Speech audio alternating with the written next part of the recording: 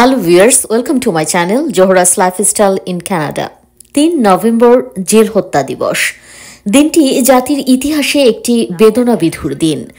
ঢাকা কেন্দ্রীয় কারাগারে বন্দী অবস্থায় 1975 সালের 3 নভেম্বর রাতের আঁধারে হত্যা করা হয় মুক্তিযুদ্ধকালীন মুজিবনগর সরকারের অস্থায়ী রাষ্ট্রপতি সৈয়দ নজরুল ইসলাম, প্রধানমন্ত্রী তাজউদ্দিন আহমদ, মন্ত্রিসভার সদস্য ক্যাপ্টেন এম মনসুর আলী এবং AHM কামারুজ্জামানকে।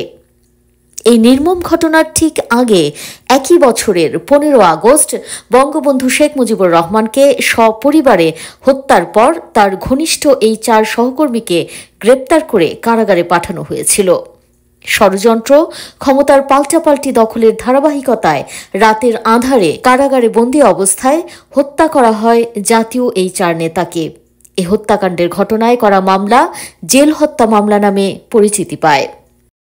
নৃশংস এ হত্যাকাণ্ডের ঘটনায় করা মামলায় আদালতের রায়ে যাবজ্জীবন সাজাপ্রাপ্ত আসামির সংখ্যা 8 এবং মৃত্যুদণ্ডপ্রাপ্ত আসামি 3 জন। সাজাপ্রাপ্ত এই 11 আসামির মধ্যে 10 জনই ধরাছোঁয়ার বাইরে, একজনের মৃত্যুদণ্ড কার্যকর হয়েছে। যাবজ্জীবন সাজাপ্রাপ্ত আসামিদের মধ্যে ক্যাপ্টেন বরখাস্ত আব্দুল মাজেদ দীর্ঘদিন পলাতক ছিলেন। তিনি বঙ্গবন্ধু হত্যা মামলাতেও মৃত্যুদণ্ডপ্রাপ্ত আসামি। দেশে ফেরার পর 2020 সালের এপ্রিলে তিনি ধরা পড়েন এবং ওই মাসেই তার ফাঁসি কার্যকর হয়। জাতীয় 4 নেতাকে হত্যার ঘটনায় 1975 সালের 4 নভেম্বর তৎকালীন কারা উপমহাপরিদর্শক কাজী আব্দুল আউয়াল লালবাগ থানায় হত্যা মামলা করেন। এ মামলার তদন্ত থেমেছিল 21 বছর। 1996 সালের জুন মাসে আবার আওয়ামী লীগ ক্ষমতায় আসার পর মামলার কার্যক্রম শুরু হয়। 29 বছর পর 2004 সালের 20 অক্টোবর ঢাকার মহানগর দায়রা জজ আদালত মামলার রায় ঘোষণা করেন। এই হত্যাকাণ্ড ছিল শেখ মুজিবুর রহমানের হত্যাকাণ্ডের পর বাংলাদেশের রাজনৈতিক ইতিহাসে আরেকটি কলঙ্কময় অধ্যায়। এই পৈশাচিক হত্যাকাণ্ড বাংলাদেশের সেনাবাহিনীর সদস্য ও সমস্ত জনগণের মধ্যে বিরূপ প্রতিক্রিয়া সৃষ্টি করে।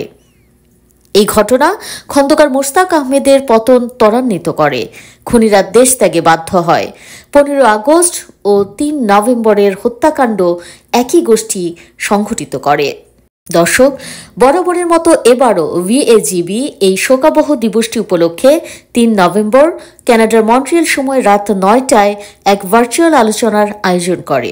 এতে কানাডা ও বাংলাদেশ থেকে অংশ নেন ডক্টর সৈয়দ সাখাওয়াত হোসেন, বীর মুক্তিযোদ্ধা ও সাবেক উপাচার্য, পটুয়াখালী বিজ্ঞান ও প্রযুক্তি বিশ্ববিদ্যালয়, বীর মুক্তিযোদ্ধা ও বিজ্ঞানী ডক্টর নুরুন নবী, অধ্যাপক ডক্টর আব্দুল আউয়াল, বীর মুক্তিযোদ্ধা শাহ আব্দুল বাতেন, অধ্যাপক ডাক্তার সুধেন্দু বিকাশ দাস, সংস্কৃতিকর্মী সুশান্ত দাস সহ আরও অনেকে।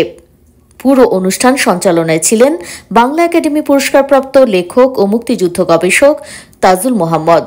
আলোচনায় বক্তারা সেই নৃশংস হত্যাকাণ্ডের ইতিহাস তুলে ধরে শোক প্রকাশের পাশাপাশি বর্তমান বাংলাদেশ পরিস্থিতি ও করণীয় নিয়ে কথা বলেন। সৈয়দ নজরুল ইসলাম, শহীদ তাজউদ্দিন আহমেদ, এম মনসুর আলী, AHM কামরুজ্জামান, সর্বোপরি বঙ্গবন্ধু শেখ মুজিবুর রহমান এবং 30 লক্ষ শহীদের প্রতি বিনম্র শ্রদ্ধা নিবেদন করে শুরু করতে চাই।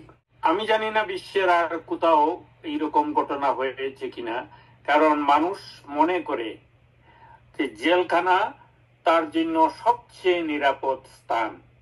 সেইখানে তার প্রাণহানির কোনো আশঙ্কা থাকে না। কোনো মানুষকে নিরাপদে রাখার জন্য জেলখানায় রাখা হয়, আর আমাদের দেশে জেলখানায় হত্যা করা হয়। ঢাকার কেন্দ্রীয় কারাগারে হত্যা করা হয় 4 জন জাতীয় নেতাকে। জাতীয় নেতা কারা? আমাদের যে একটা দেশ বাংলাদেশ, সেই বাংলাদেশ প্রতিষ্ঠা করার জন্য যে যুদ্ধ হয়েছিল, যেটাকে আমরা মুক্তিযুদ্ধ বলি, সেই যুদ্ধ পরিচালনার জন্য যে সরকার ছিল, সেই সরকারের উপরাষ্ট্রপতি এবং ভারপ্রাপ্ত রাষ্ট্রপতি সৈয়দ নজরুল ইসলাম, সেই সরকারের প্রধানমন্ত্রী জনাব তাজউদ্দিন আহমেদ এবং স্বরাষ্ট্রমন্ত্রী AHM কামরুজ্জামান, অর্থমন্ত্রী ক্যাপ্টেন এম মনসুর আলী। ঢাকায় নির্দেশদাতা ছিলেন স্বয়ং দেশের রাষ্ট্রপতি খন্দকার মোশতাক আহমদ। কেন এদেরকে হত্যা করতে হইল জেলখানায়? কারণ একটাই, আমরা একটা যুদ্ধের মধ্য দিয়ে দেশ স্বাধীন করেছিলাম। সেই যুদ্ধটা বাঙালি জাতিকে দুভাগে বিভক্ত করেছিল। আমরা যারা বাঙালি জাতীয়তাবাদে উদ্বুদ্ধ হয়ে বাঙালির একটি নিজস্ব ভূখণ্ড প্রতিষ্ঠা করতে চেয়েছিলাম, তার বিপক্ষে অল্প সংখ্যক হলেও কিছু বাঙালি তারা পাকিস্তানের সাথে থাকতে চেয়েছিল, পাকিস্তান রাষ্ট্রকে টিকিয়ে রাখতে চেয়েছিল। তারা বাংলাদেশের স্বাধীনতা চায়নি। বাংলাদেশ স্বাধীনতার পরেও তারা বাংলাদেশকে মেনে নিতে পারে নাই। তাদের যে মূল নেতা জামাতে ইসলামের আমির ছিল গোলাম আজম।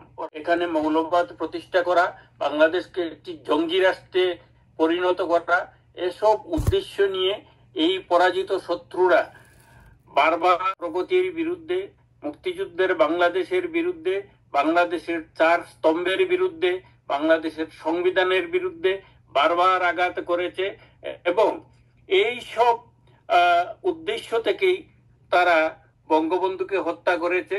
বঙ্গবন্ধুকে হত্যা করেই তারা ক্ষান্ত হয় নাই। তারা ভাবলো বঙ্গবন্ধুর অবর্তমানেও নিরাপদ নয়, কারণ জাতীয় 4 নেতা এরা বঙ্গবন্ধুর অবর্তমানেও দেশ পরিচালনা করতে পারে, তারা নিয়ে নিতে পারে। এই ভয়ে তাদেরকে জেলে হত্যা করেছিল। বঙ্গবন্ধুকে হত্যা করে, 4 নেতাকে হত্যা করে, তারপরেও তারা নিরাপদ থাকতে পারে নাই, কারণ বঙ্গবন্ধুর 2 কন্যা বেঁচে ছিলেন।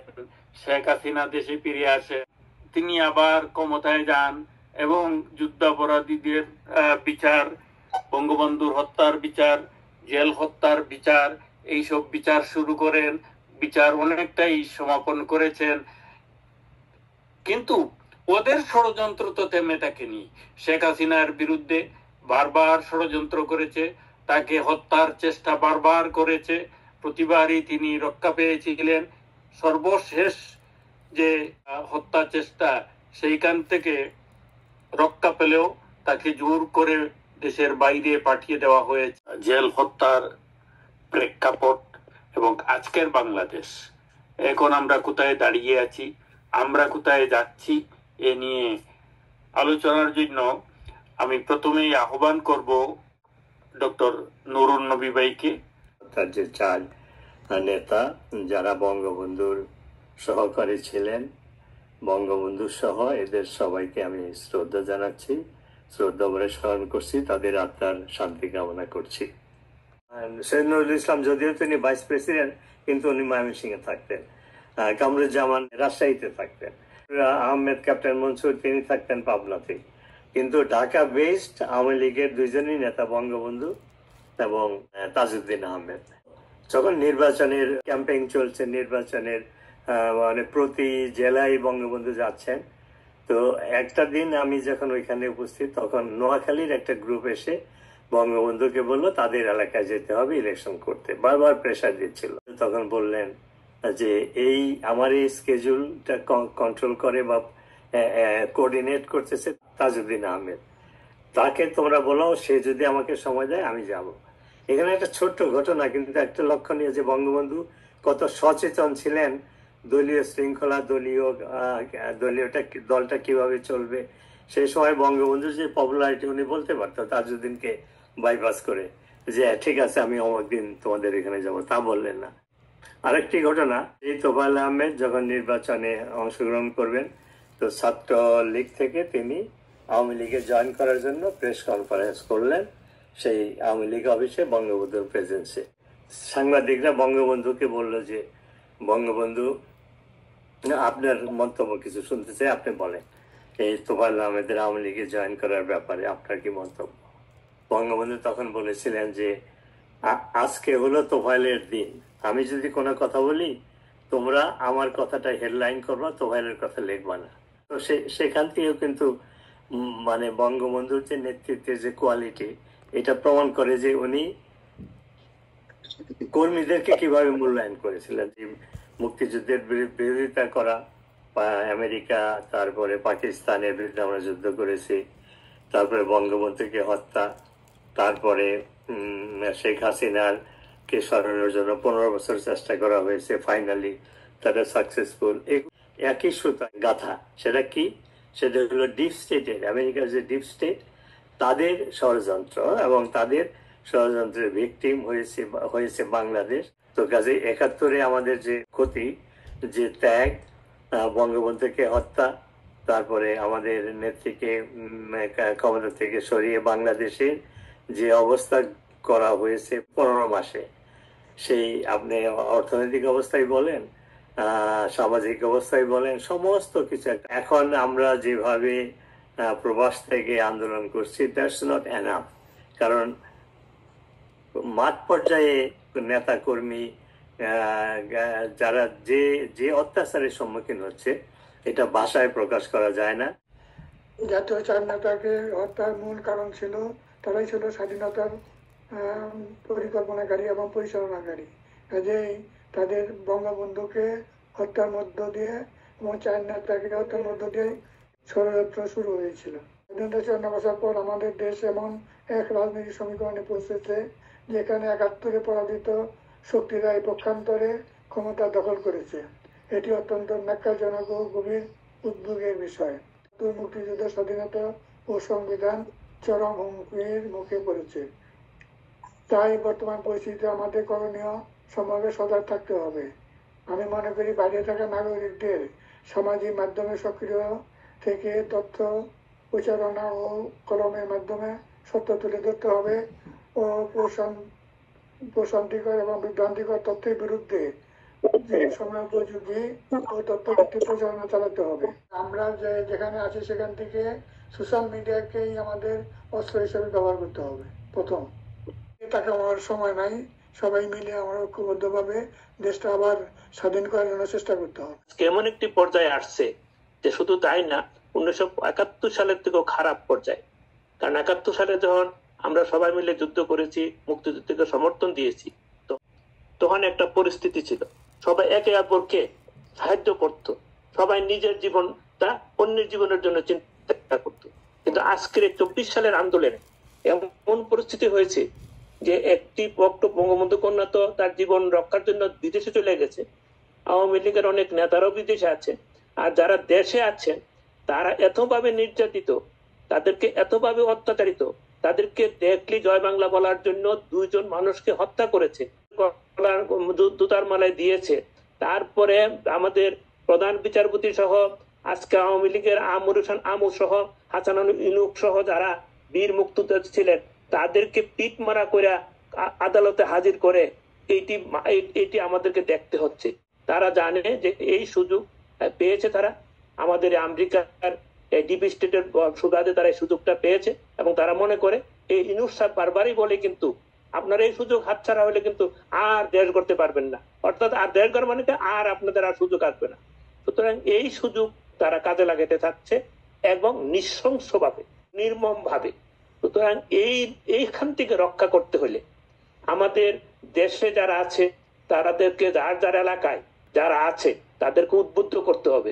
আমাদের আত্মীয় স্বজন, বিভিন্ন বন্ধু বান্ধব যারা আছে তাদেরকে সাহস দিতে হবে, তাদেরকে সহযোগিতা করতে হবে। এটা আমাদের দুর্ভাগ্য। সামরিক বাহিনীর মধ্যে এরকম একটা অবস্থা হবে, এটা কল্পনা অতীত ছিল। আর বিদেশে আমাদের কাজ হলো, বিশেষ করে যে কাজ এখন আস্তে আস্তে পরিবর্তন হচ্ছে, সহজে যুদ্ধ করতে পারবো না, কিন্তু আমাদের যে কলমের যুদ্ধ, মুখের যুদ্ধ, এইগুলা চালিয়ে যেতে হবে। এবং এইখান থেকে এই বিভিন্ন দেশে তারা যদি চাপ দেয় সরকারকে, এই যে মনে করেন সামনে ইলেকশনের জন্য আমাদের এই দেশটা চক্রান্তে এবং চক্রান্তেই গেল। এই ৭০-এর নির্বাচন, ৭১-এর এই মুক্তিযুদ্ধ পরবর্তী এই ৪ জাতীয় নেতাকে জেলের ভিতরে হত্যা করা, নিশ্চয়ই সেটাও একটি চক্রান্ত। আজকে ২৪, সেতেও চক্রান্ত দেখি আমি।